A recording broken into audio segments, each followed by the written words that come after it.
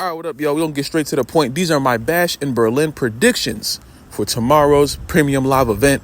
I hate saying Premium Live event. It's a pay-per-view.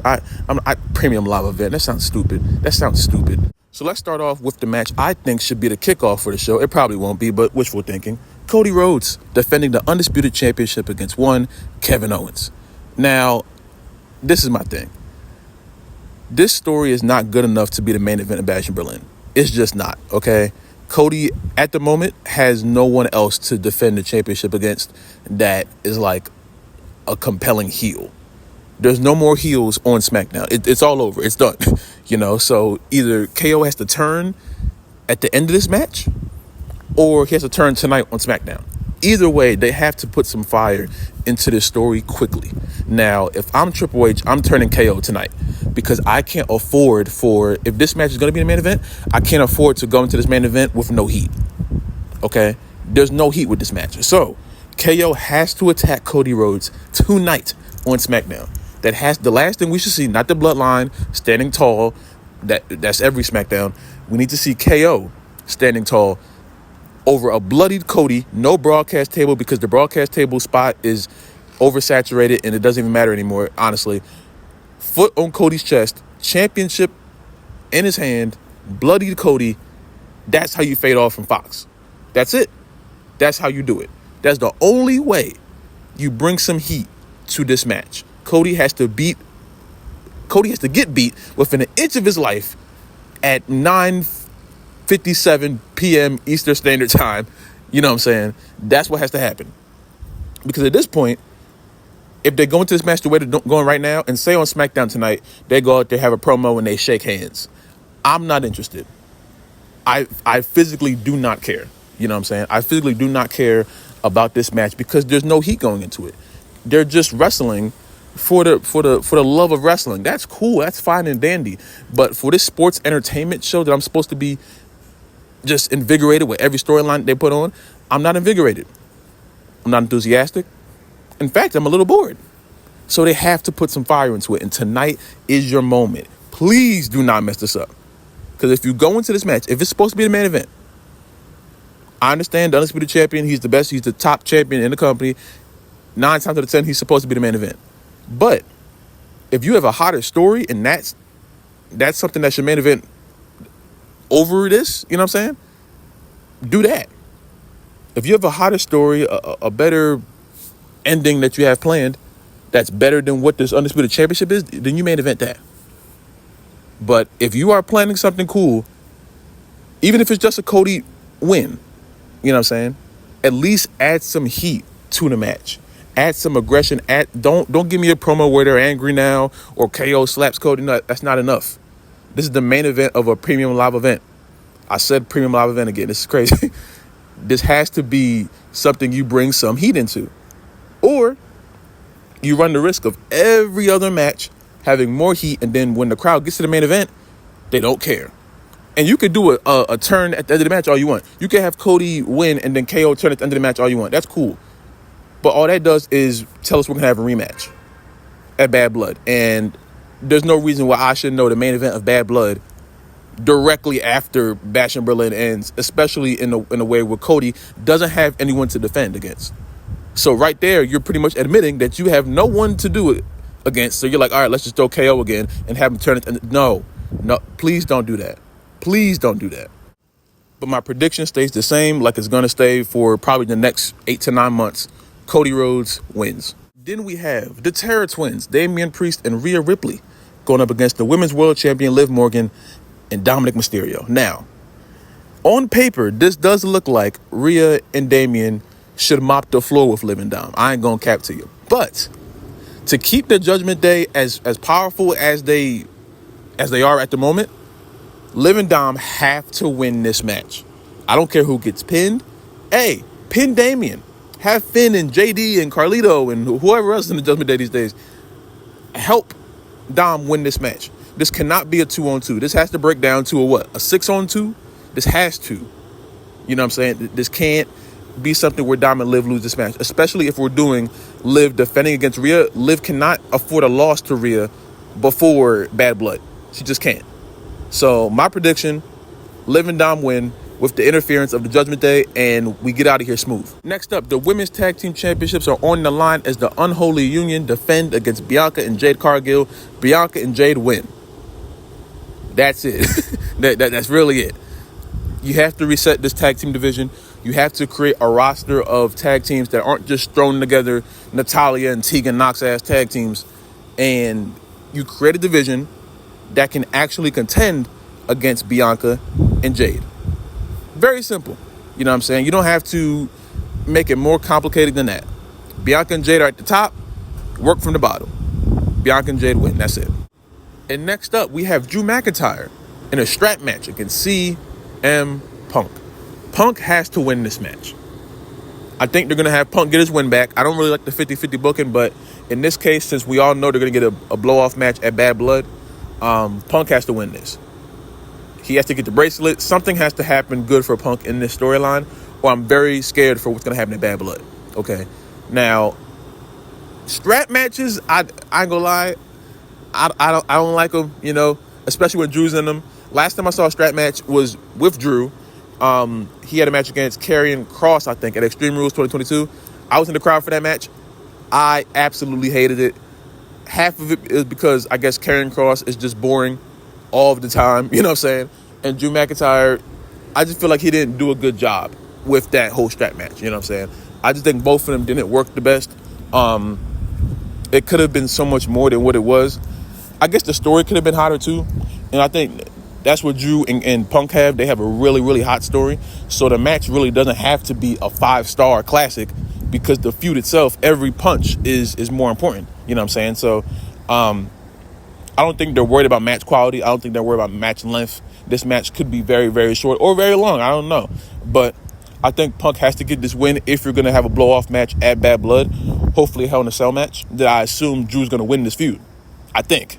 If this goes the way I think it's going to go, Punk's going to win on Saturday and then set up a Hell in a Cell match, and then Drew wins at Bad Blood, and then Drew moves on as Punk feuds with Rollins. That's what I think. That's what I would do.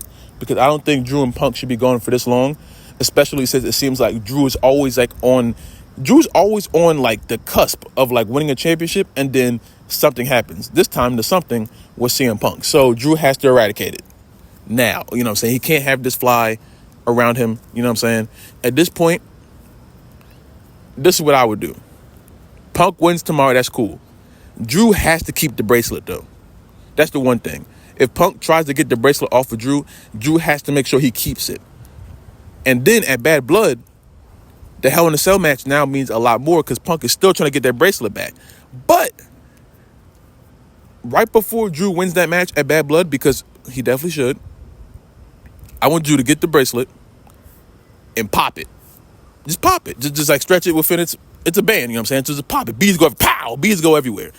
And then Punk could just lose his shit. Now, you could do that tomorrow, but they have one hand, so it would be kind of weird for Drew to just rip it one hand. I'm sure he can, you know what I'm saying? But I don't think that means the same. But in some way, shape, or form, you have to get to the point of Punk being like handcuffed to the rope or something like that, and then Drew getting the bracelet and popping it. And that's where you create your big moment in the Hell in a Cell match. Probably Punk like just storms over to Drew McIntyre. Drew catches him, Claymore, bow, 1, 2, 3, and we're going home.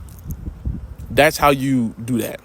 I promise you that's a great finish. I think the crowd would love that. If you focus in on Drew with that band and just pops it and beads go up, and then you pan over to Punk's face and he's just like furious because it looks like now you just slapped his family. That's what it looks like.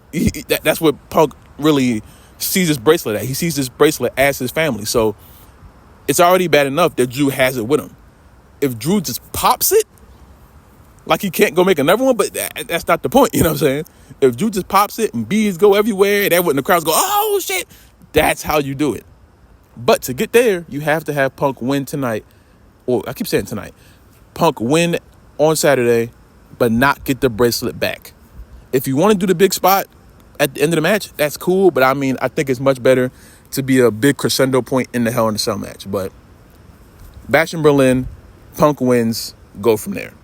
And now what I believe should be the main event, Gunther defending the World Heavyweight Championship against the Viper, Randy Orton. Now, we all know Gunther's going to retain this match. That's my pick. I want Randy to bring the punt back. That's what I want. I want Randy to punt Gunther. Now, the only thing is, if he does punt Gunther, Randy kind of has to win the match. You know what I'm saying? Because if he brings back this move, Gunther can't just kick out of it. You know what I'm saying? This has to be something where Randy does this move as like a last resort and he wins with it. You feel me?